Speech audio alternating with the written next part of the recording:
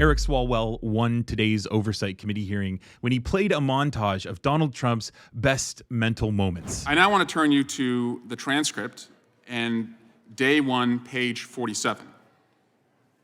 You said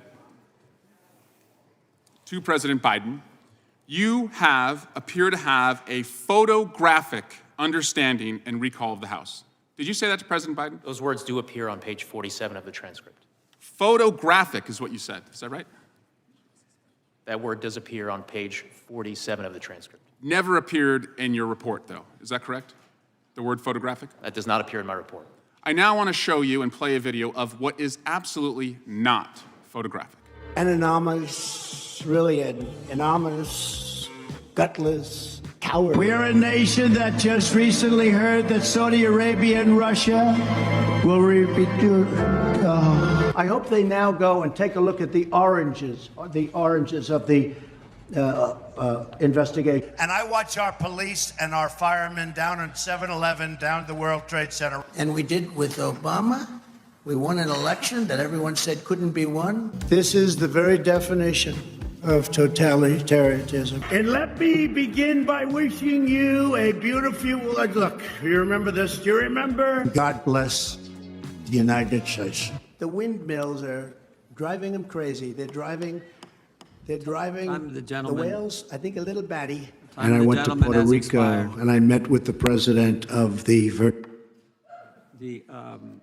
gentleman yields back. The chair now recognizes the gentleman from North Carolina. Now, those 2 minutes came at the end of Eric Swalwell's 5 minutes of questioning. The first few moments were spent comparing the differences between Donald Trump and Joe Biden and highlighting how Donald Trump is truly a vile person that Hur should want nothing to do with. Mr. Hur, I was moved by your parents' immigrant story and how that has shaped you. And their story is a story that so many of us know through our constituents. It's the story of America. It's a story that the guy who appointed you would end if he was in charge again. It's a story that most of the folks on the other side of the aisle seek to block every day in this room, but it's a story that's persuasive. You want your report to be received with credibility, is that right? My goal was to provide a thorough explanation of my decision to the Attorney General, as I was required to do. And as I said in my opening statement, I felt that I needed to show my work. And you want to be received as credible, right? That would be helpful and laudable, yes. Well, a lot has changed since 2018 for the person who appointed you, former President Trump. Since you were appointed, he was impeached for leveraging 350 million U.S. taxpayer dollars over Ukraine to get dirt on President Biden. He was then impeached a second time for inciting an insurrection. He was charged for possessing classified documents and obstructing justice. He was charged for paying for the silence of a porn star. He was charged in Georgia for his role in January 6th. He was charged in the District of Columbia for his role in January 6th. He owes $400 million to the state of New York for defrauding the state through his taxes, and he has been judged a rapist. You want to be perceived, understandably, as credible, and so I want to first see if you will pledge to not accept an appointment from Donald Trump if he is elected again as president. Congressman, I'm not here to testify Seems like an easy about answer. what will happen in the Considering future. what I just laid out. I'm here to talk about the report and the work that went into it. And But you don't want to be associated with that guy again, do you? Congressman, I'm not here to offer any opinions about what may or may not happen in the future. I'm here to talk about the work that went into the report, which I stand by. There were no limits on you as to what you could charge President Biden by the Attorney General, is that right? The decisions that I made that are reflected in the report are my own. And you did not bring any charges, is that correct? Correct. There were no limits on John Durham and his investigation of the prior administration when he was special counsel, is that right? I don't believe I have the information required to answer the question about the Durham investigation. Well, he sat in the same chair that you're sitting in. He told us that he also investigated President Biden and President Obama and did not bring any charges. President Biden sat for an interview with you over 2 days for approximately 10 hours. Is that right? A little over 5 hours, Congressman. Over 2 days. Correct.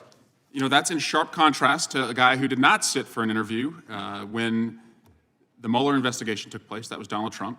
Did not sit for an interview when he was impeached in this committee room by the Judiciary Committee. Did not sit for an interview when the second impeachment occurred and he was invited to sit for an interview for his role in January 6th. And did not sit for an interview in the January 6th case or the classified documents case.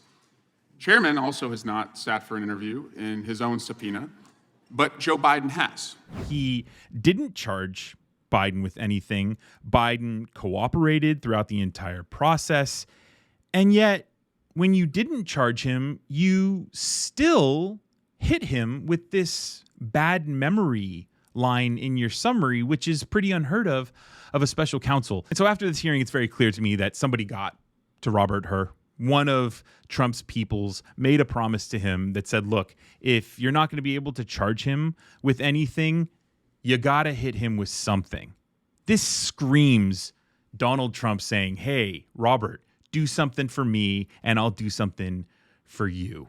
Why else would a special counsel make a comment so specific about Biden's memory when you have a mountain of Republicans who are foaming at the mouth for that exact thing? And yet no other special counsel does that.